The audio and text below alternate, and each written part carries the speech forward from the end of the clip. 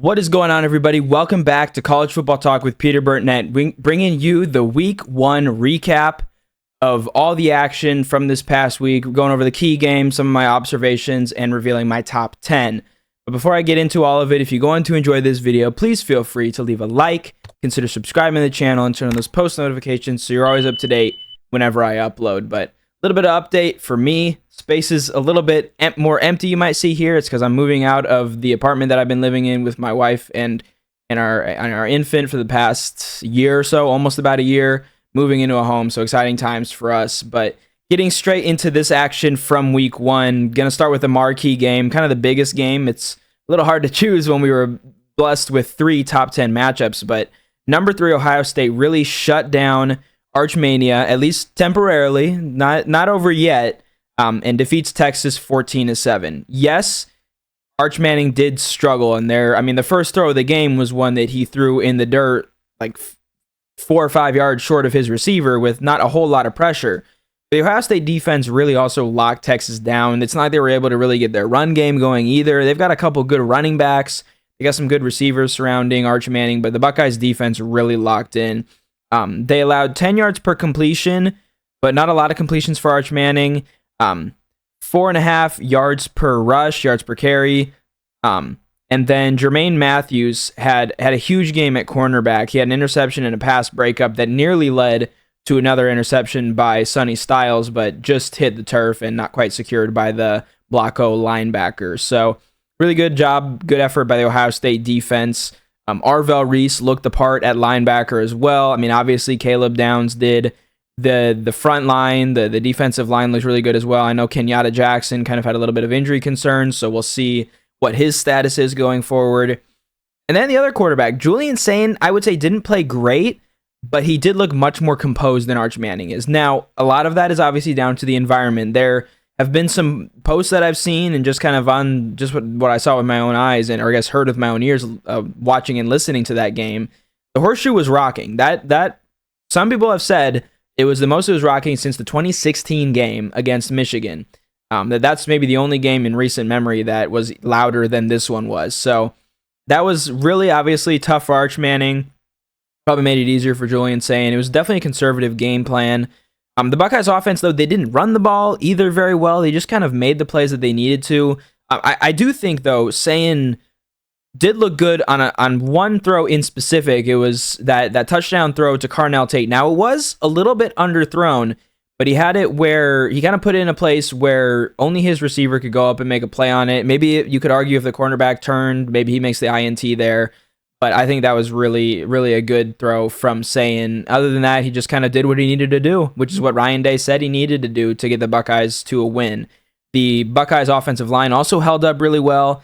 Jeremiah Smith did better. He was still fairly limited in terms of yardage, 6 receptions for 3 yards, and then obviously Carnell Tate with that highlight play.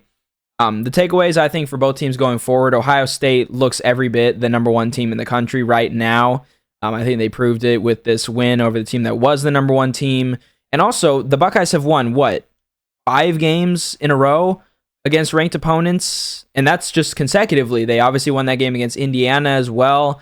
And then before that, I think, beat Penn State. I'm trying to remember if they played Penn State before or after Oregon. Obviously, there's that Michigan loss in there, which still stings for Buckeye fans.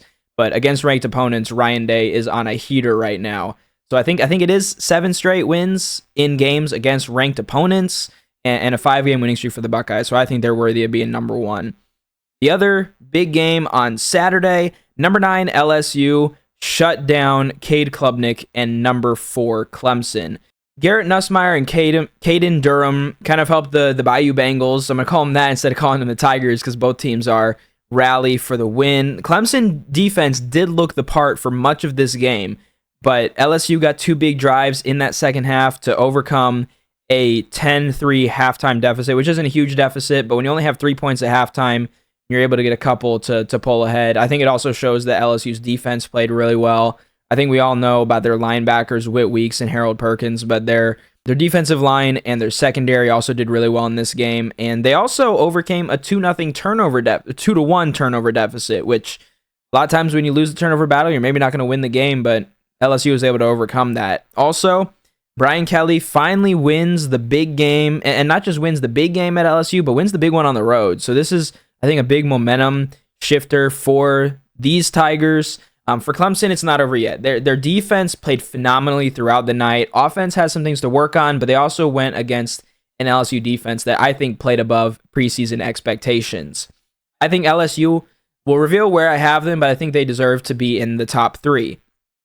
Finally, out of those top 10 matchups, number 10 Miami, Mario Cristobal, a head coach, finally hold on for a ranked win over number 6 Notre Dame. I mean, we know about Miami. They've struggled against unranked opponents. It doesn't really make a difference. This is their first, I think, top 10 win since 2017. I don't think it's their first ranked win. It might be, though. I'll have to double check on that. But I know it's their first at least top 10 win since 2017. Carson Beck looked really good. 20 for 31 is not the most incredible completion percentage ever, but it's up there over 60%, around 65% or something like that. 205 yards, 2 touchdowns. And his receivers balled out. I mean, you look at CJ Daniels, 5 receptions, 46 yards, and a touchdown, and boy, was that an incredible touchdown grab. I mean, he went full extension, putting himself on the line for potentially taking a really big hit there, and in between two of the better defensive backs in college football for Notre Dame. So Malachi Toney as well had a big game, 6 receptions, 82 yards, and a touchdown.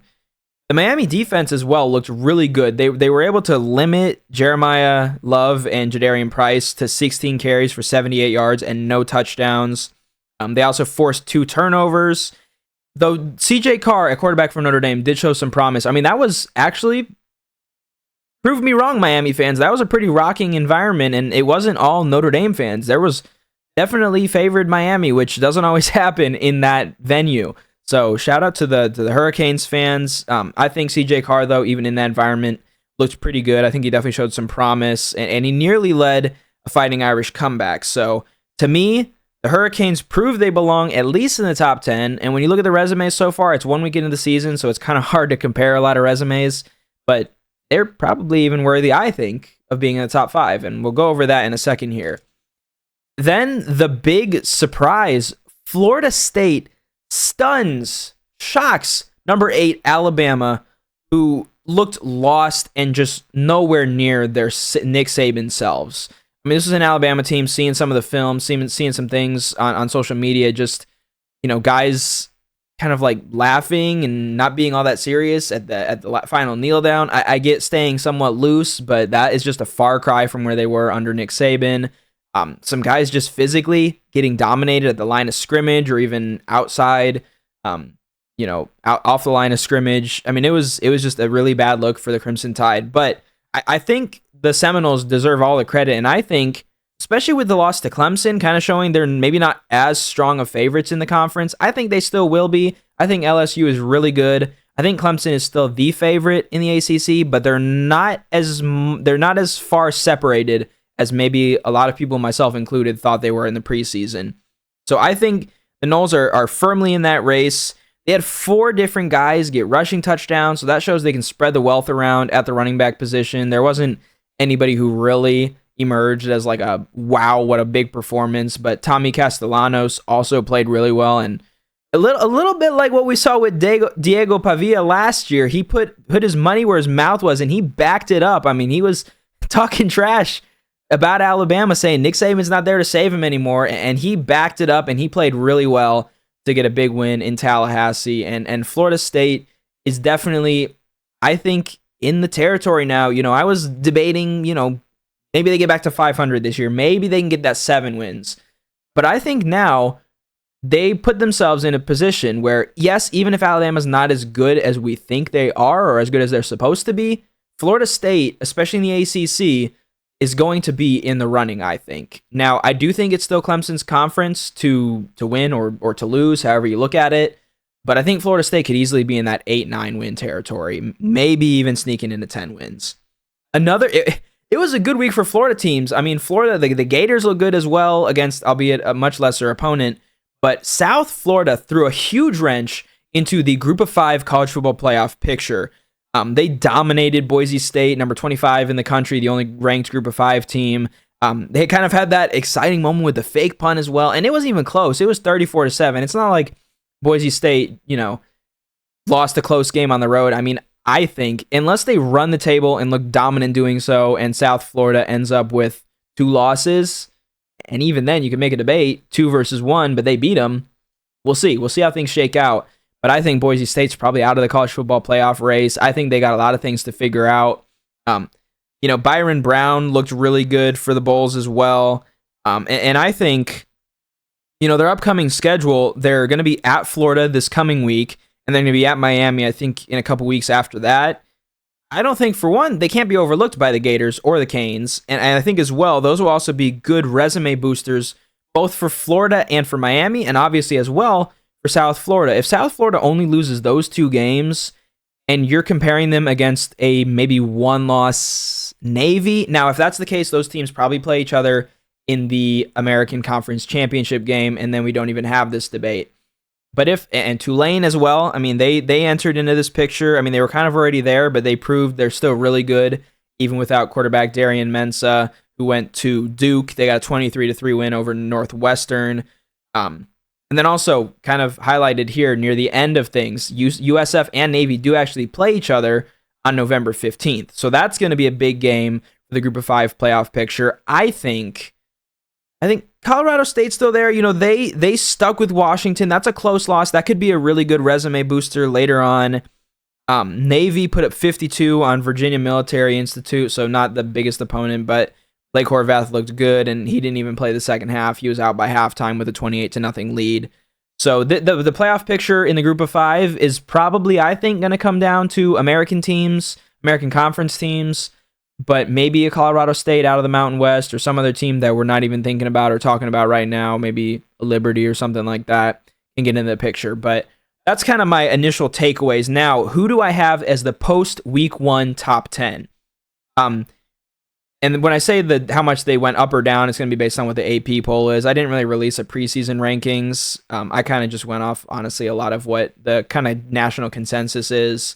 Number 1 for me is Ohio State. They got the win over the number 1 team in the country. They're the reigning champions, so they bump up 2 spots. Number 2 to me is LSU. They got a win over number 4 Clemson. They had, good enough offense, I would say, and on certain drives, they looked really good. And then I think a good or great defense, and the combination of those two things can make a team elite. So they're bumping up 7 spots here from where they were at in the preseason rankings. Number 3, I have Miami. To me, I like seeing a team prove they can not only win, but can also win big games. There's a couple other teams that I'm going to have after this that, yes, are really good this season, I think, but they haven't proved it yet. So I'm going to give kind of the benefit of the doubt, some more of the credit to these teams that have played these top 10 games. So Miami with that win over Notre Dame. I think the Canes are no longer just fluff. This was the game for both of these teams. For Notre Dame, it was like, can this team be in that upper echelon where they can run the table and be probably a top 4 seed? Now they have to play things pretty carefully. They probably can afford one more loss if it's to a good Texas A&M team or to a good USC team, but they can't afford more than that. So for Notre Dame, they put themselves in kind of a tough position. And for Miami, I mean, they're in a position now where they are right on level footing. I know it's different opponents, but they're more on level footing, I think, with Clemson. Florida State's going to be in that race. I think SMU will still be there. My dark horse is Duke. I think they look decent in Week 1. Not phenomenal, but good enough. So that's going to be an interesting race now, because I honestly thought Miami, and they still could, they've had hot starts before and tapered off, lost some games they should have won at the end. So they will have to be careful to avoid that. But I think they deserve to be in that number 3 spot. Then going through the next few kind of similar things. Number 4, Penn State, a 52-7 win over Nevada. It's not a knock against the Nittany Lions. It's more credit to the teams who are above them. So they dropped 2 spots. Number 5, Georgia, 45-7 win over Marshall. They don't have a change. Kind of same idea. We're giving credit to those teams with bigger wins. Again, as there's more of a sampling size, then I'll kind of not just compare who has the wins over the ranked opponents, but also kind of that factor of who's looked good as well. Number 6 is Oregon, 59-13 win over Montana State. Dante Moore looked really good for the Ducks, and I think it was something like 16, 17, maybe 18 different Ducks got offensive touches. They had something like 9 or 10 guys who got a carry, and something like 11 guys, maybe. Some of those guys were the same who got catches as well. So they really spread the wealth around, got to kind of get the backups in there. They move up one spot. And then here are the three teams that lost. I have number 7, Texas. I think they have the best quality loss, though all three of these teams had good losses. They had a lot of offensive issues. The defense was, I would say, okay, but probably even better than okay. They played well. They didn't create as much havoc as I thought they would.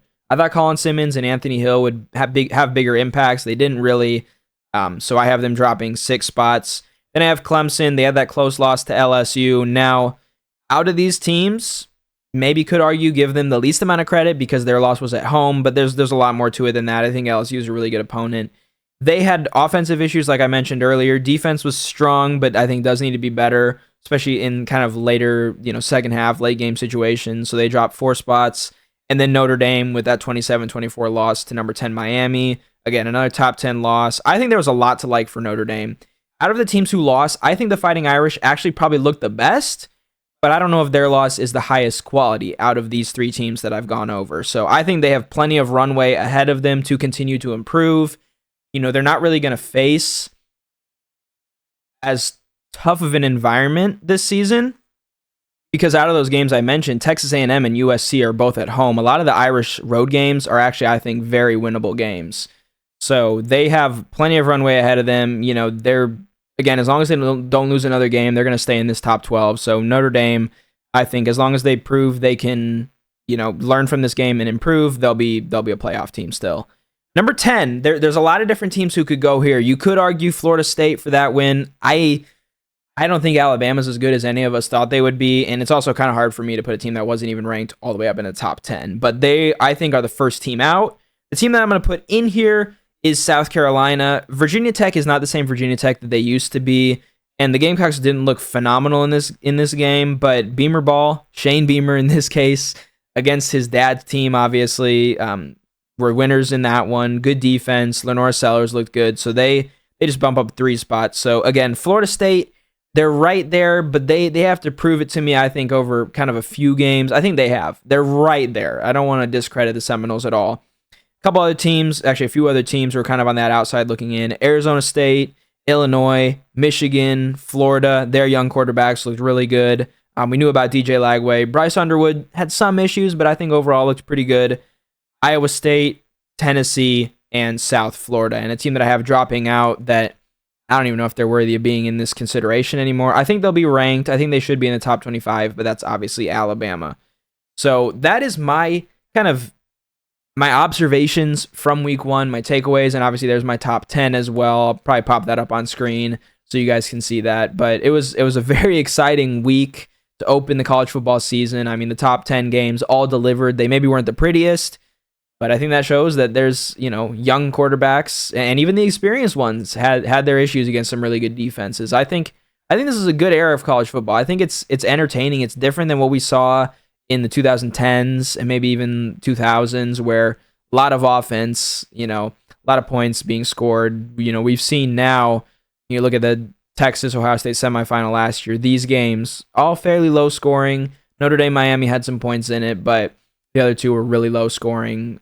So it's kind of a different era of college football, and I kind of like it. I think defense is how the game started, and being able to see that kind of play out is definitely kind of intriguing at the very least. So one final takeaway, because I have it on the screen next to me, TCU is putting a big old can of whooping on Bill Belichick and North Carolina. They had Bud Clark with a pick 6, Kavorian Barnes with that long touchdown run to start the second half, and it has been all Horned Frogs since then. So that's kind of a wrap on week 1. Thank you guys so much for taking the time to watch College Football Talk. My next video, I'll be previewing the week 2 action, hoping for a little bit better success with my picks in this week. I went 4-6. I guess we're going to count TCU's win now because that one's all wrapped up as 5-6. So not awful by any stretch, but below 500. So got to be better next week. But thanks again for tuning in. I'll see you guys in my next video. Have a great rest of your day. I'm Peter Burnett signing out.